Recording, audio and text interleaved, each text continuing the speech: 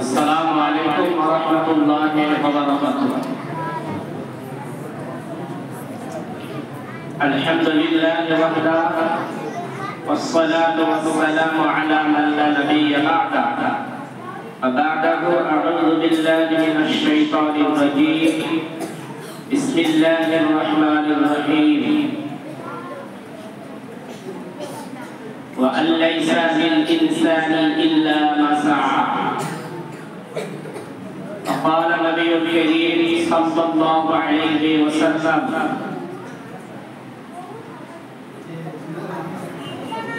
اللهم إني أسألك علما نافعا ورزقا طيبا وعملا متقبلا. اللهم فقهه في الدين. প্রশংসা সেই মহান করুণাময় আল্লাহ রাব্বুল আলামিনের, যার অশেষ কৃপায়, কৃতজ্ঞতায়, মায়ায় আমরা পবিত্র গায়ে এসে উপস্থিত হওয়ার ক্ষমতা সেই মহান স্রষ্টা আমাদের অবয়বের মাঝে স্নেহের তনয়াদের মাঝে আল্লাহ রাব্বুল আলামিন দান করেছেন। সেই আল্লাহর দরবারে সংক্ষিপ্ত আকারে প্রশংসা আলহামদুলিল্লাহ। অতঃপর দরুদ ও সালাম বর্ষিত হোক ইহলৌকিক ও পারলৌকিক নবী মুহাম্মদ রাসূলুল্লাহ সাল্লাল্লাহু আলাইহি ওয়াসাল্লামের উপর বিসমিল্লাহির রহমানির দরুদ ও সালাম বর্ষিত হোক। اللهم صل عليه اللهم بارك عليه اللهم آمين। আপনাদের সম্মুখে একটি কোরআনের আয়াত এবং দুটি দোয়া।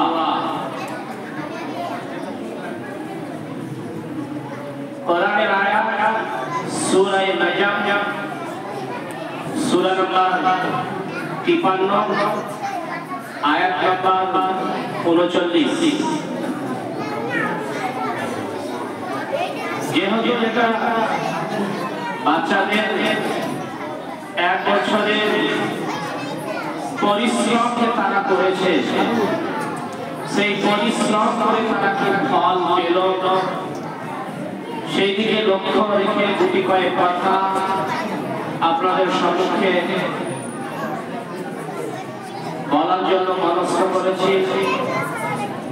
বলার আরম্ভে স্নেহের কচিকাঁচা তনয়াদেরকে অনুরোধ করব যে তোমরা একটু নীরবতা পালন করো। সাইলেন্ট, একটু চুপ হয়ে যাও। কথাগুলোকে যে সমস্ত বাবা ভাইরা আছেন এবং পর্দার আড়ালের মা ও বোনেরা বসে রয়েছেন, আপনাদের সকলকে অন্তরের অন্তরস্থল থেকে শোনার জন্য আহ্বান করছি। আপনারা সকলে একটু মনোযোগ সহকারে শুনবেন। কথা হলো এটাই, নবী সাল্লাল্লাহু আলাইহি ওয়াসাল্লাম তিনি একদিন মসজিদ নববীতে বসে রয়েছেন। আমরা যেরকম পবিত্র গায়ে অর্থাৎ বদরতলা শেখপাড়া জামে মসজিদে বসে রয়েছি, নবী সাল্লাল্লাহু আলাইহি ওয়াসাল্লাম একটি পবিত্র গায়ে তিনি বসে রয়েছেন, যিনাকে রাইসুল মুফাসসিরিন বলা হয়, যিনাকে রাইসুল মুফাসসিরিন বলা হয় হযরত আব্দুল্লাহ বিন আব্বাস রাদিয়াল্লাহু আনহু। তিনি বাল্য অবস্থায় খুব রোগালা ধরনের ছিলেন,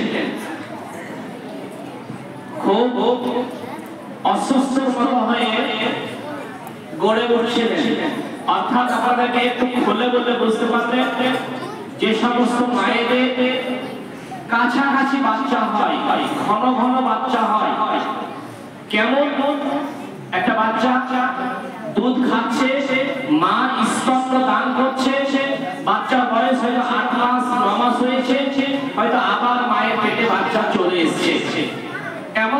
অবস্থায় সেই স্তন্যপান করি তনায় ঠিকভাবে আর মায়ের দুধ পায় না, দ্বিতীয় সন্তান যিনি আসতেছে সেই সন্তানটা দুনিয়ার মুখে আসতেছে বা এসে গেছে, তখন সেই বাচ্চাটাকে বাদ দিয়ে দেওয়া হয়, অর্থাৎ ওই বাচ্চা যেটা মায়ের কাছে এলো সেটাকে দুধ পান করানো হয়। এরকম অবস্থায় হযরত আব্দুল্লাহ বিন আব্বাস রাদিয়াল্লাহু আনহু তিনি খুব দুবলা-পাতলা মানুষ ছিলেন। তো আল্লাহ নবী সাল্লাল্লাহু আলাইহি ওয়াসাল্লামের কাছে নিয়ে যাওয়া হলো। নবী সাল্লাল্লাহু আলাইহি ওয়াসাল্লাম সেই বাচ্চাটাকে তাহনি করে দিলেন, অর্থাৎ একটা খেজুর করে আল্লাহ নবী সাল্লাল্লাহু আলাইহি ওয়াসাল্লাম তিনি বরকতের দোয়া দিয়ে দিলেন, বরকতের দোয়া দিয়ে দিলেন। নবী সাল্লাল্লাহু আলাইহি ওয়াসাল্লাম দোয়া দেওয়ার পরে তাকে নিয়ে চলে যাওয়া হলো। তিনি আস্তে আস্তে বড় হতে হতে বিনা পরিশ্রমের বিনিময়ে তিনি রাইসুল মুফাসসিরিন হয়ে গেলেন।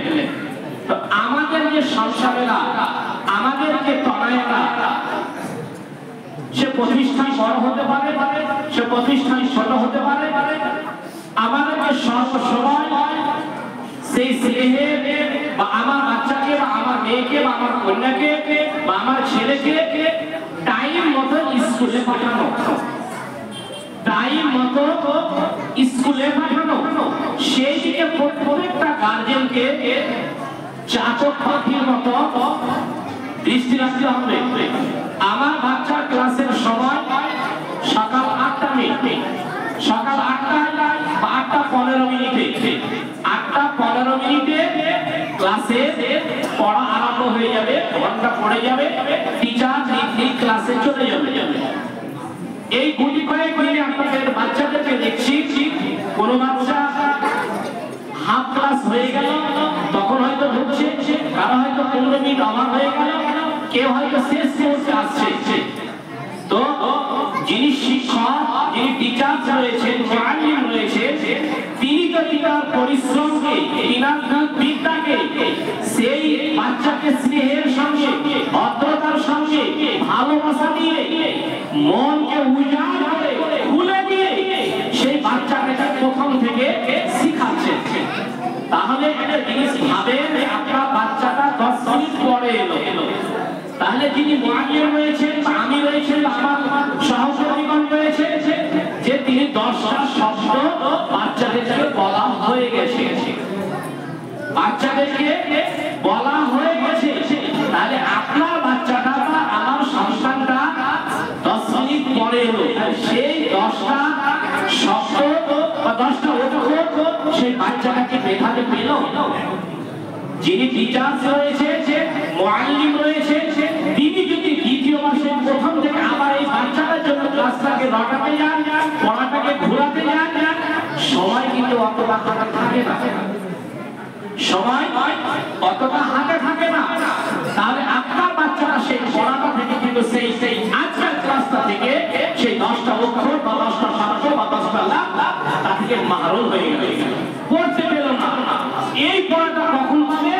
যখন বইটা শেষ হয়ে যাবে বা পরীক্ষার একটা প্রস্তুতি চলবে, তখন সেই পড়াটা আবার ঘুরিয়ে পড়ানো হবে। সেই দিন যদি আবার উপস্থিত না থাকে, অনুপস্থিত হয়ে যায়, তাহলে সেটা টোটালি একটা বছর থেকে সেই ছেলেটা সেই চ্যাপ্টার থেকে, সেই অধ্যায় থেকে বা সেই পেজ থেকে বাচ্চারা পড়া থেকে দূরে হতে গেল।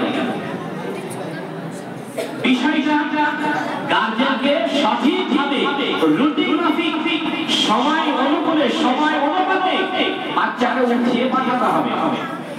আপনাকে আগে স্ট্রং হতে হবে, আপনাকে আগে শক্ত হতে হবে। আপনি ভাবছেন যে আমার বাচ্চাটা বা আমাদের পরিবেশ এটাই যে রাত্রি 12টার পরে রাত্রে ভোজন শেষ করা, খাবার দাবার শেষ করা।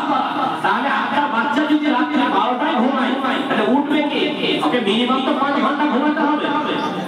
মিনিমাম একটা বাচ্চা ব্রেনের জন্য 5 থেকে 6 ঘন্টা, অবয়বের জন্য, সুস্থতার জন্য 5 থেকে 6 ঘন্টা তাকে তন্দ্রান্ত অবস্থায় অতিবাহিত করতে হবে।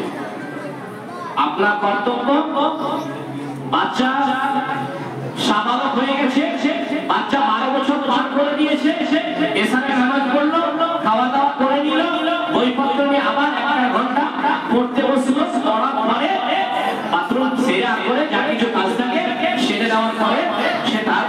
বিছানায় চলে যাবে।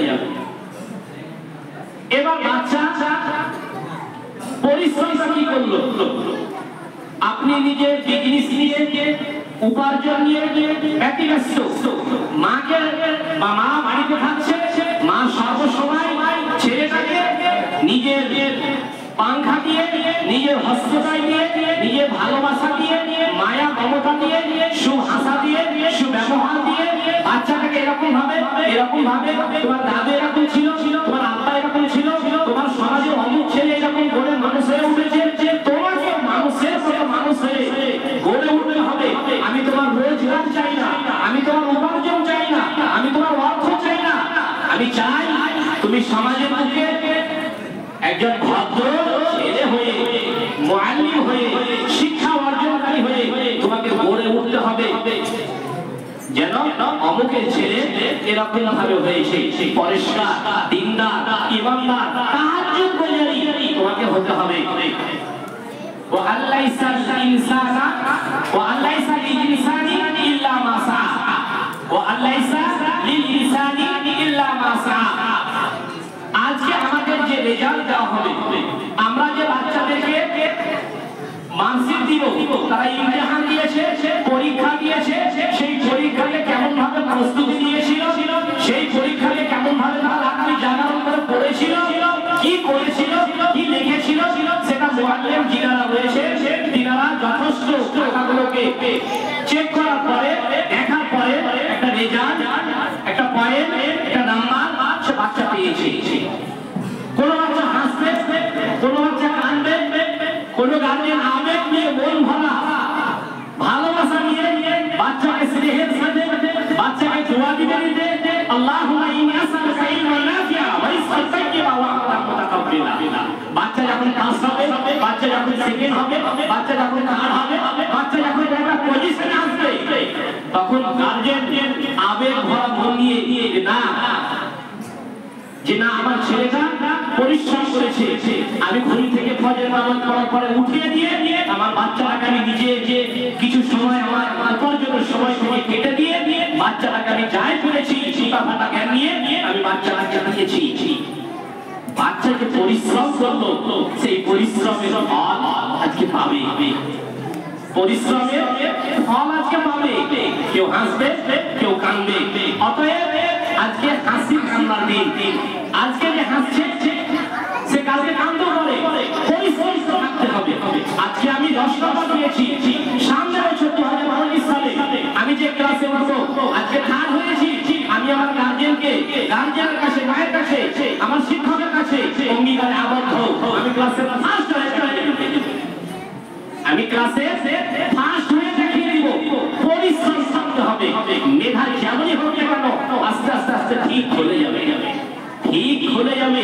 একটি কুয়া থেকে যখন বালতি ভরে পানি তোলানো হয় আর সেই দড়ির সংঘর্ষে দেখবেন কুয়ার সাইডে যেখানে বালতির দড়িটা উঠে ইটটা ক্ষয় হয়ে যায়, আস্তে আস্তে সংঘর্ষে কেটে কেটে দড়িটা ঢুকে যায়। আমাদের জবান, আমাদের মেধা, আমরা যত পরিশ্রম করবো, যত কাজটা থাকবো, ইনশাআল্লাহ আল্লাহর কাছে আমরা আশাবাদী যে আমাদের ব্রেন বা আল্লাহ আমাদেরকে দ্বীনি শিক্ষায় শিক্ষিত করে আল্লাহ আমাদের পরিশ্রমের বিনিময়ে কিছু দেবেন ইনশাআল্লাহ। অতএব আজকে তোমাদেরকে তোমাদের রেজাল্ট বা মার্কশিট দেওয়া হবে। যারা হয়তো একটু পরিশ্রম কম করেছে হয়তো মনটা খারাপ হবে, কিন্তু তোমাকে মনের মধ্যে একটা ত্যাগ বা দীক্ষা বা কোন একটা কল্পনা জল্পনা করতে হবে। তোমার মনের মধ্যে থাকবে না আজকে জাইনাব একটা পেয়েছে, সুরাইয়া মনে মনে ভাবছে জাইনাব কি করে 50-এর মধ্যে 45 পেল, সামনে বার আমি তাকে দেখবো। সবসময় 50-এর মধ্যে থাকতে হবে, পরিশ্রমটা চালিয়ে যেতে হবে। সেই দিকে লক্ষ্য রেখে তোমরা ইনশাআল্লাহ 2025 সালে প্রথম থেকে একটা পদক্ষেপ নিয়ে আমাদেরকে চলতে হবে। আমরাও ছাত্রদেরকে সবসময় টার্গেটের মধ্যে রাখবো যে না আমরা ছাত্রদেরকে এরকম ভাবে প্রতিযোগিতার মাধ্যম দিয়ে ইনশাআল্লাহ আমরা গড়ে তুলবো। সেই দিকে তোমরা সকলে লক্ষ্য রাখবে। আসসালামু আলাইকুম ওয়া রাহমাতুল্লাহি ওয়া বারাকাতুহু।